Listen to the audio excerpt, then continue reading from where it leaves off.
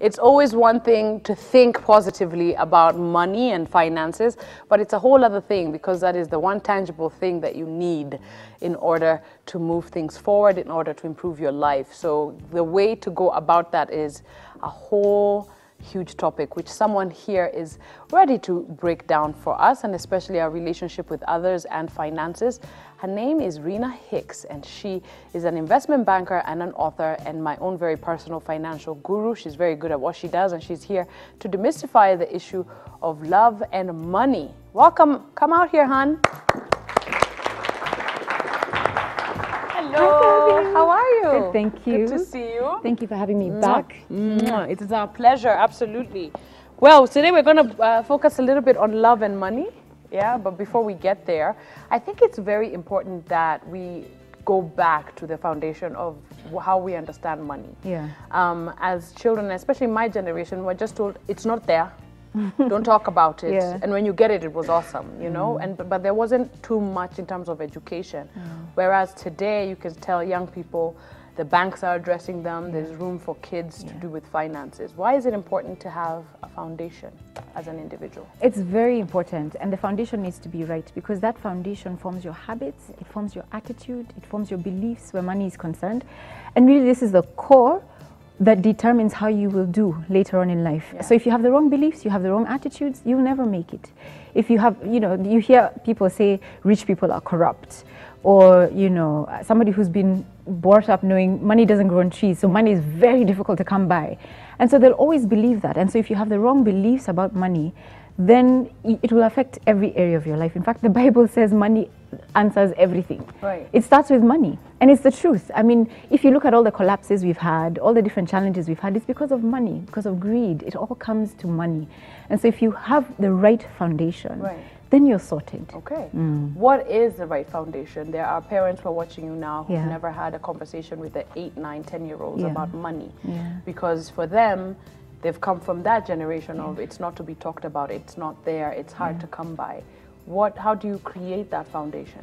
I think first of all, talk about money, because one of the problems and one of the reasons we start having challenges in our relationships when money is concerned is because we just generally find it hard to talk about, because when we grew up, our parents never talked about it. We didn't know whether we had enough or not, or how things are. So it's just this, you know, secret that's in the house. We're not too sure. We just know it's not enough. And so if you teach children to talk about money, to be free with expressing themselves where money is concerned, and helping them understand that you can make money. Even as a 5-year-old, you can start to teach a child, this is 1 shilling, this is 2 shillings, and money is earned. It's not just found somewhere. You know, it is earned. And giving them opportunities to earn that money, and talking about, okay, what do you want to spend your money on? Do you know that if you spend all of it, you will have none left, and things like that, and allowing them the freedom to make the choices, because it's through experiencing using the money and that experience of spending it themselves that they actually start to get lessons that even if you spoke until you turned blue, nothing would happen and no change would happen for the child. So it's have the money conversations, give them opportunities to earn, and to know that they can, even at their age, earn money. I heard of a parent who actually arranged for his children, they're now grown up, he arranged for his children to work at his friends' offices and told the friends, look, just give them the opportunity to work there. I will pay them, but I'll give you the money for them. And so whether it's filing, making tea, whatever it is, just allow them to come and work. And he would pay his children, but through his friend. And so as far as his children were concerned, they had a job and they earned an income. And so that helped them know, okay, so this is what I need to do. I can work and I'm capable. And so I think it's just helping people understand they are capable. And it's not just one single job you can earn from. You can do all kinds of things, make multiple income streams, and you will be able to do it. But if somebody feels money is not available, it's difficult to come by. If you're a teacher and you have a job, you're just comfortable with that job. You don't even want to, you know, your issue is now job security, and really that's not what it should be. No, because there's so many things to accomplish and things to be done. You know, I'm reminded, I'm sorry, I'm digressing a little, but I'm reminded of a document. It was actually the newspaper, Nation newspaper. It was June 6th, I remember, 2016. And they were reviewing a research report that was done by the I think it's the Kenya Bureau of Statistics and Institute for Economic Affairs. And they said that Kenyans are spending 102% of what they earn. On average. And that's generally. When you come to urban centers like Nairobi, that goes to about 120%. That is scary stuff, Kobi. We're spending money we don't have. Yes, and why? Is it because we're not making it? What is the reason? Is it because we're just, everything is so expensive in Kenya? We're acquiring. And spending all of it. And so, you know, I think the key thing here is to help people understand that you need to live within a certain boundary where money is concerned. And if you are restricted and you earn very little, then find ways to increase that income, because it's possible. It is possible. Yes.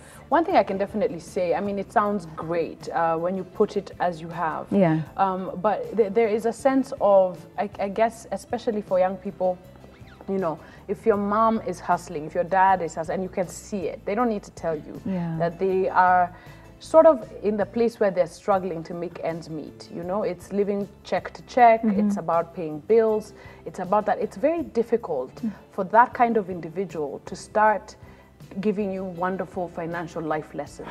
It's very hard for them to just say, I mean, the guy has a SACCO loan, he's got a car loan, he's got school fees to pay, he's not gotten a raise in the last decade, no promotions happening. That kind of individual, you'll find very, very hard to tell them, you need to go educate your son about why it's important to save, why it's, if they themselves don't have the tools and the know-how, or they found themselves in the red so much. And that is the case for millions of Kenyans who are just like, who has time? How do I educate this young person? When me, myself, I don't even know how I'm going to get myself out of this fix. What do you say to those people? So first is to recognize the fix that you're in and to start sorting that out. Okay. For yourself. Because again, when you're parenting, the lessons are not taught, they're caught. And so you may try and teach, but they will look at your life. So it will be an exercise in futility. Right. So the first thing you must do is work on yourself. In fact, your own story and your own life will be such a huge lesson for the child. So it's first taking a step back and saying, why am I in this rut? Why am I stuck? Why is it that I cannot be able to live within the amount of money that I am able to make at the moment? And what can I do to change that? And take time to invest in improving and increasing your financial IQ. Right. And just understanding, how can I be more financially literate? How can I get more? I want to give you a story, and this story was covered in one of the stations in Nairobi. And it was a story of a man called Kibe. In fact, his nickname is Kibe wa Mei. Okay. This story, I mean, it went viral, by the way, and it went, you know, it was, I think, 2 years ago. Okay. He's a maize vendor. You know, these guys who stand by the street, you know, fanning the maize, and he roasted maize. That was what he did. So what he would do, he would wake up early in the morning. At dawn, he would be polishing shoes, all right? Because at that time in the morning, people are not buying maize. Right. Then when he's done with the polishing of the shoes, he then now does maize. And so as people would come, as they're going back home, and during the day, they'd be buying his maize. So he looked at his situation and he saw, by the way, I will do this until I'm 100. And I will have no money. So he decided, and he thought to himself, if I just saved 200 shillings every day, how much would that be in 10 years? And he was astonished, because it was like, yeah, this is money I can actually do something with. Right. And do you know, Kobi, he started to save diligently, putting away 200 shillings. 14 years later, it's a long time. That's a long time. But you see, he was like, there's no other way. Right. This is what I know to do. And this is the work I have. In fact, the program was called Kazi ni Kazi. This is what I know to do. So he started fanning, he did what he could. He saved until he had 850,000 shillings. Wow, impressive. He used that 850,000 shillings and got a SACCO loan to top up. And at that time, which is 2 years ago, he had bought a minibus. Okay. Employed a conductor and a driver. And he had a matatu, basically, a minibus, big one, beautiful, new, brand new minibus that was operating a very busy route. I think it's Isili. And he continued with his maize job, because he was like, by the way, this maize job is what got me there. And he put a karai and a maize cob of a burnt maize, not burnt, but roasted maize on top to show guys, this is where, this work that you dharau, this is what got the money that. So what am I trying to say? It doesn't matter what you do or how much you earn. The key thing is to figure out, with this income that I have, if I'm not able to meet my basic needs, I need another income. Right. And with that other income, I need to save and put money away and manage that money in such a way that over time I can grow. And that income plus good management plus time is equal to wealth, irrespective of whether you're a house help, whether you're a student, you're an investment banker, you're a doctor, it doesn't matter. Because what you find is with the different professions, people spend. I mean, there's a game I like to play called Cash Flow by Robert Kiyosaki. And that game has cards, and you're dealt a card, and you could be a janitor, you could be a doctor, a teacher, anything. Yeah. And you know, depending on your occupation, you earn a certain salary, but there's certain obligations.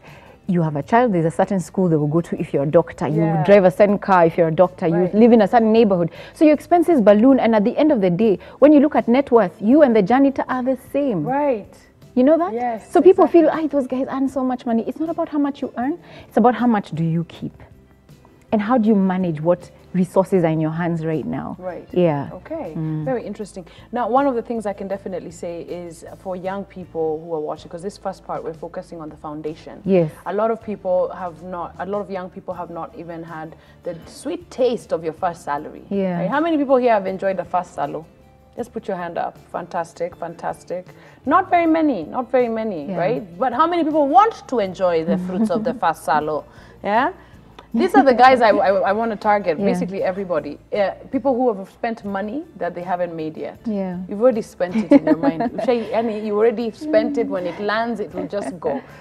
Speaking of that, it's important to, before you get that first income, to sort of have a navigation tool or a framework of how you're going to be dealing with salary. And a lot of young people don't know how to go about that. Let's talk about the first income.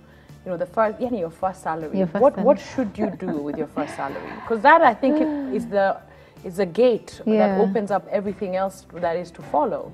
So there's so many schools of thought. I think for the first salary, only just the first. Yeah. You can buy yourself whatever you want. Okay. And you can use all of it. Just the first salary. Really? Imagine. So I'm like, you know, it's the first salary you have. Just enjoy it. Yeah. But after that, month 2, now you need to have structure. So I'd say that with your first salary, in terms of when you first start earning, it's important to know that any income you earn, you must at a minimum put aside 10%, and that is very little, by the way. 10% of any income. Yani Kobi, you have this show, you earn money. You sell shoes somewhere, you earn money. You sell something else, you have a salon somewhere. Every income you earn, at a minimum of 10% must go into your savings. Okay. Must. If you can do more, the better. For guys who are still living with their parents or their brother and, you know, don't pay rent, that should go up to even 40%. Okay. So the more you can put aside, the more you'll be able to build wealth with. And so it's not an issue of, oh, I'm jinyimaing, I'm punishing myself. That shouldn't be the attitude. It's excitement of, oh my gosh, I'm going to be wealthy. Right. This is setting me up for the future. Because the reality is 80% of Kenyans who retire poor. Yeah. It's very sad.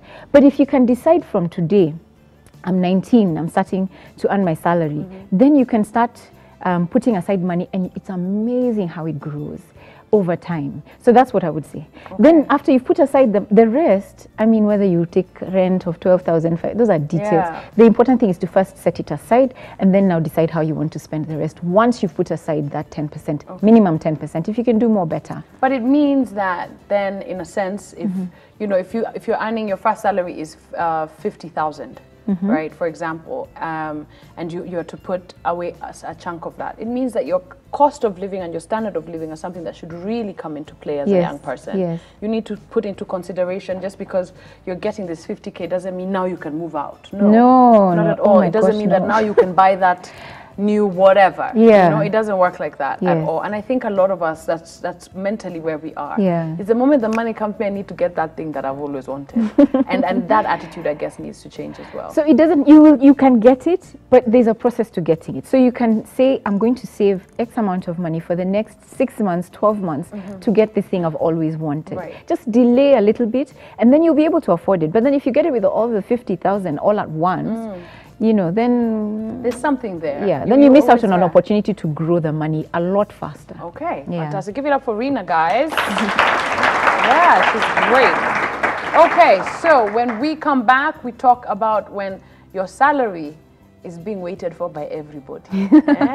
Kila mtu anangojea hiyo salo ingie ndio itoke. I mean, we have those people. We have relas, we have, you know, you have children, you have all of these bills to pay. Mshwari, my friendship. All right, we'll be right back after this.